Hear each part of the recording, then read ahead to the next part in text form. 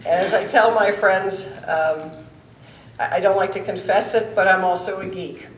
So yeah, I did dream of Itanium servers. And we used to have fun discussing the nuts and bolts of justice as well as the larger policy. But Manon asked me a few minutes ago if I could step back and just give you sort of the picture.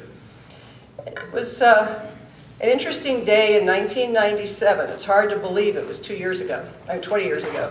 It feels like two. When then Chief Judge King said to me, well, he wasn't Chief Judge yet. He was the chair of our Court Technology Committee, and I was the sort of unofficial deputy chair. He said, why don't you come with me to this meeting of a working group? And we're trying to put together something. And I had no idea, didn't know what he was talking about, walked into the meeting, and we sat and talked, and we had the key partners there. We had, obviously, the court.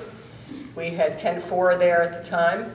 We had C. Sosa. We had pretrial services, the U.S. Attorney's Office, and I'm sure Dennis Cervantes will well remember the conversations that we had. And there was Janice Bergen there at the same time, and Nancy Gonzalez and Brad Wersheimer from the U.S. Attorney's Office. A host of people, but it was a core group. And we started talking about how do you share information? Can we do it? And the natural reaction of the agencies is always, it's my information. You can't have my information. It's only the information I give you.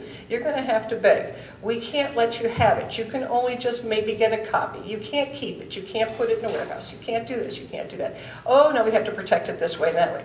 But we're all in the same boat. We all are here to serve the citizens of the District of Columbia and beyond, and we all have a piece of the puzzle. And only through that type of cooperative interagency venture can we really tackle the problems in the criminal justice system that prevail all over. But we really could set a model. And at that point, there was a justice system in Pennsylvania that we were modeling it after. We had some money that was beginning, but and this may seem amazing, but one of the real benefits of former Chief Judge King is that he could just keep talking. And they've said the same thing to me. I've had friends say, you could talk to a rock. Now, nobody from the CJCC or the ITAC were rocks, but it was literally 4 years, I think, of just keeping people at the table.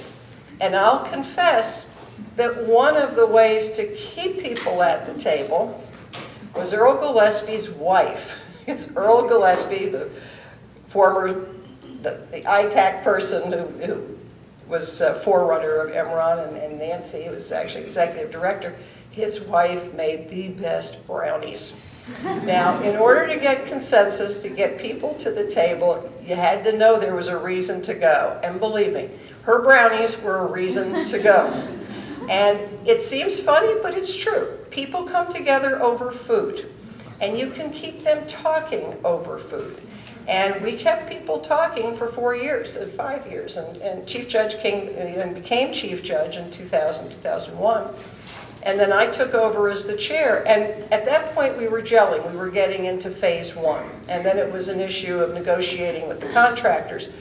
But we still had a lot of hurdles to go through. But just think about that, 4 years of just talking and ironing out, okay, how do we protect your information? How do we keep it so that you're comfortable with giving it to others in this type of platform? What type of platform will it be? What are our requirements? What do we have to look at? Are we going to do a dashboard? What's that dashboard going to have in it?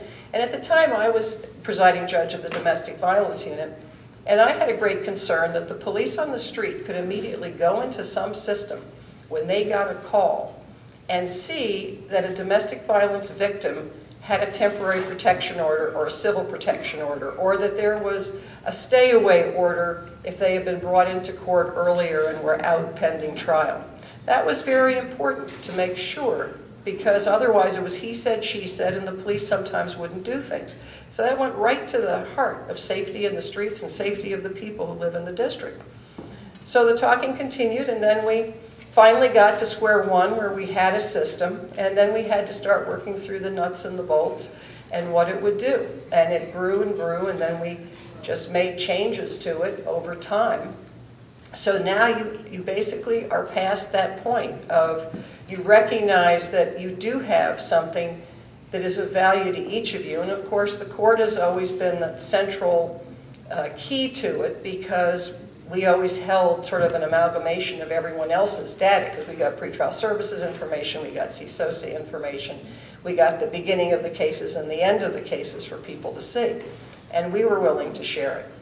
So eventually the agencies came along, and really it was just keeping people at the table and making sure everybody kept an open mind, and that you find ways around the problems about retention of your data, sharing your data, so that you can serve the broader good by coming forth with a broader system that helps all.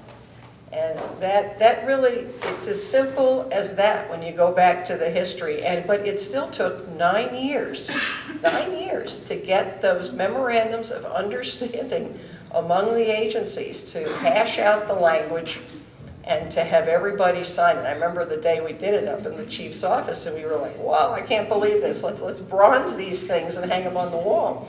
So that was a major milestone, because it represented a total commitment of each of the agencies to the system.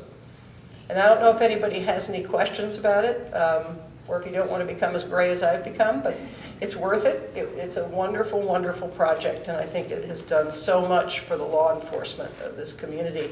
And for those of you continuing on with this, I think you should be very proud of what you're doing, because it's absolutely a terrific endeavor that is a model for the rest of it. I went around the country at technology conferences. People were marveling at it.